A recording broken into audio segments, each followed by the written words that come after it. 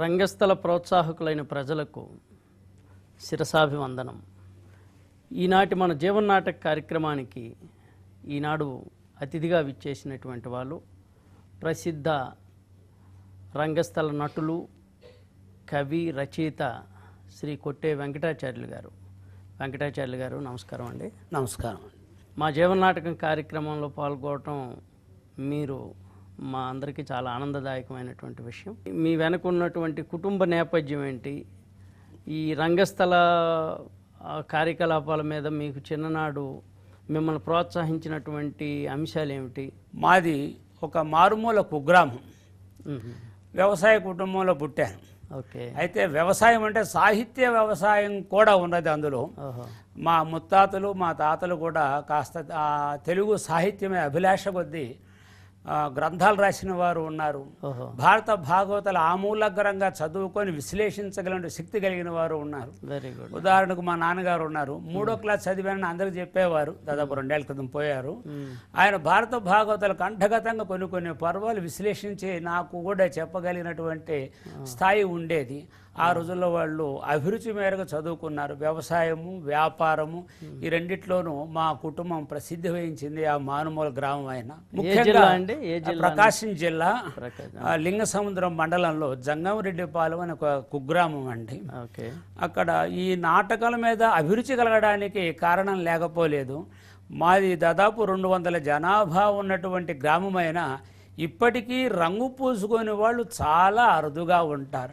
ఎప్పుడూ దాదాపు ఒక శతాబ్దం క్రితం ఆ ఊరు కట్టబడింది. ఆ శతాబ్దం నుంచి వాళ్ళకి ఏదో ఒక అనుసృతంగా నాటకాల మీద అభిలాష కలిగేది. పూర్వం పద్య నాటకాలు బాగా ఆడారని మా తాత ముత్తాతలు చెప్తూ ఆడారని ఇప్పటికీ పెద్దలు చెప్తూ ఉన్నారు. అదే ఆ జీవన స్రవంతిలో కొంత భాగాన్ని నేను కూడా పుడికి పుచ్చుకున్నా అనిపిస్తుంది. మా నాన్నగారు ఆయన చాలా కాలం యవ్వన దశ దాకా మంచి నాటకాలు వేశారని అని తెలుస్తూ ఉన్నది. తరువాత వారు మృదంగం మీద కృషి చేసి హరికథలకు తర్వాత నాటకాలు కూడా మృదంగా సహకారం చేస్తుండేవారు. మా తాతగారు చాలా పెద్ద నటుడు అని ఇప్పటికీ ముసలి వాళ్ళు పెద్ద వృద్ధులు చెప్తుంటే విన్నాను. ఏం పేరండి ఆయన పేరు? ఆయన పేరు కొట్టే శేషయ్య గారు. మా నాన్నగారి పేరు కూడా శేషయ్య గారే. కానీ మా తాతగారిది నాకు వచ్చింది. మా నాన్న నీలాగే ఉంటాడు అని మా నాన్నగారు చెప్తుంటే విన్నానండి. ఆయన కూడా తాతగారు అంశను పుణికి పుచ్చుకున్నానని మా నాన్నగారు అంటుంటారు. అంటే నేను జన్మించేసరికి ఆయన పోయారు అన్నమాట. మా తాతగారు పోయారు. తర్వాత నేను మా నాన్నగారితో అన్నాను, నాన్న నేను ద్రౌపది వస్త్రాపరణం అనే నాటకం మారుమూలగా ఉన్నది, ఈ మధ్య ఎవరు ఆడడం లేదు, దాంట్లో నేను శిశుపాలుడు వేశాను నాన్న అంటే, మా నాన్న కూడా వేశాడు లేవయ్యా అని ఆయన కొన్ని డైలాగులు చెప్తే నేను ఆశ్చర్యపోయాను.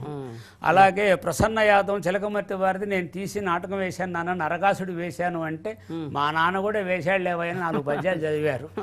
ఇలా ఇటువంటి బ్యాక్డ్రాప్ నేపథ్యంలో నేను చదువుకోవడం, తర్వాత వేసవి సెలవుల్లో సాంఘిక నాటకాలు ఎక్కువగా ఆడానండి.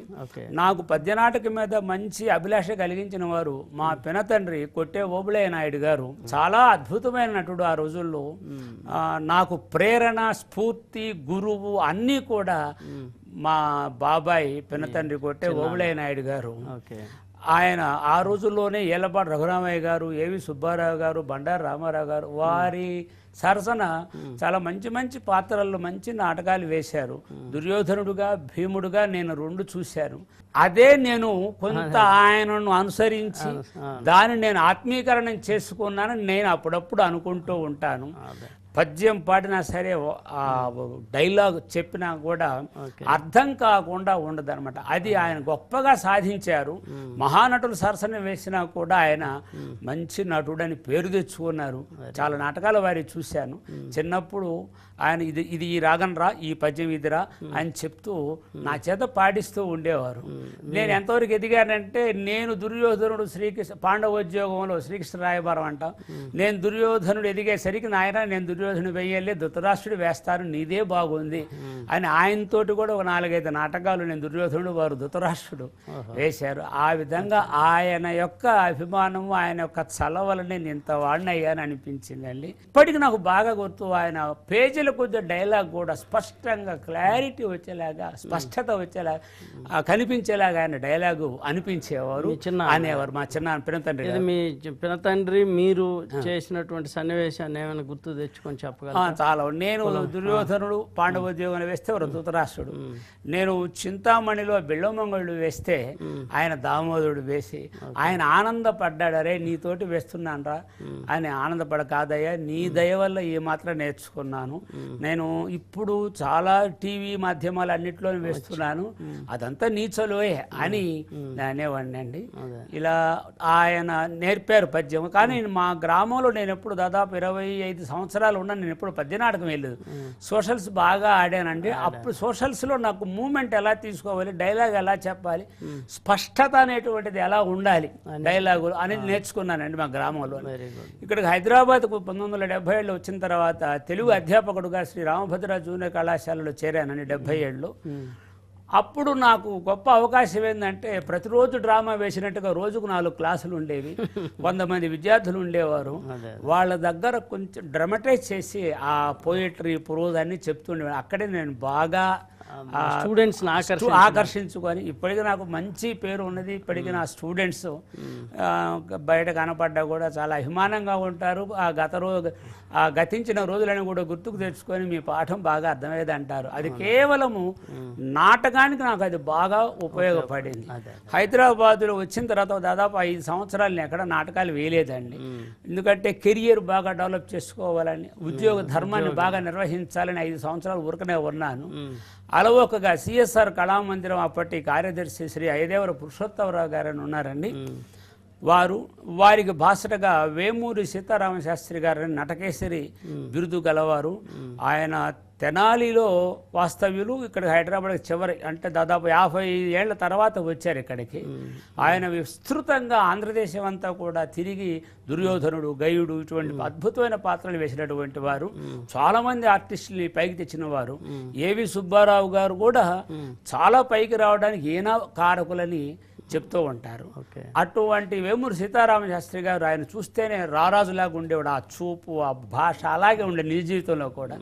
ఆయన నన్ను చూసి, నువ్వు లెక్చరర్వి, నువ్వు చాలా పైకి వస్తావు, ఈ రంగంలో జాగ్రత్తగా ఉంటావు, చాలా పైకి వస్తావయ్యా, నీకు పద్యం పాడినా కూడా అకారం బాగా తిరుగుతుంది, ప్రాక్టీస్ చేయమని వారు నాకు మంచి పాత్రలు ఇచ్చి ట్రైనప్ చేశారు. నాకు ఈ పౌరాణిక నట జీవనానికి ఆ దోహదం చేసిన మహనీయులు శ్రీ అయ్యదేవర పురుషోత్తమరావు గారు, తరువాత వేమూరి సీతారామశాస్త్రి గారు. వారి సరసన దాదాపు 10 సంవత్సరాలు నటించిన తర్వాత ఈ లోపల నాకు కాళ్ళకూరు నారాయణరావు గారి నాటకాల మీద నేను డాక్టరేట్ తీసుకున్నానండి. ఇక పద్య నాటకం మీదనే మనం బాగా పరిశోధన చేసి మంచి మంచి నాటకాలు వేయాలని తలంపుతో ద్రౌపది వస్త్రాపహరణం అని మల్లాది అచ్యుతరామశాస్త్రి గారు 1926లో వ్రాశారండి. అప్పట్లో మైలవన రాజావారు చాలా పెద్ద ఎత్తున నాటకాన్ని ప్రదర్శించారు. బాగా పులిపాటి వెంకటేశ్వర గారు, సిఎస్ఆర్ ఆంజనేయులు గారు, బందా కనకలింగ ఇటువంటి మహనీయులందరూ కూడా ద్రౌపది వస్త్రాపహరణం కన్నాంబ గారు వేసిన వాళ్ళు అది కూడా సినిమాగా కూడా తీశారనమాట. ఆ నాటకం 1947 మన స్వాతంత్రం వచ్చిన తర్వాత ఎవరు ప్రదర్శించలేదండి. దాన్ని తీసుకొస్తే ఆ 5 గంటల నాటకాన్ని స్టైలైజ్ చేసి 2.5 గంటలు కుదించి అందులో శిశుపాలుడి పాత్ర నేను వేశానండి. ఆ శిశుపాలుడి పాత్ర నాకు చాలా మంచి పేరు తెచ్చిందండి. నటుడిగా నిలబడడానికి అది చాలా దోహదపడింది. ఆ పాత్ర చూసిన తర్వాత పద్య నాటకంలో ఒక ప్రతినాయక పాత్రలు వేయడానికి మీకు మంచి యోగ్యత, అర్హత ఉందని పెద్దలు ప్రశంసించారు. అది నా జీవితంలో మరుపురాని ఘట్టం. ధర్మం బని కానకే గుదురే 12 ఏళ్ళు. తమ్ముడు, నువ్వు ఏ గోల చేసినా కూడా ఆ గోల ఆడియన్స్కి అర్థం కావాలి. పౌరుషం బగుణ విఖ్యాతుండ ధర్మాత్ముడా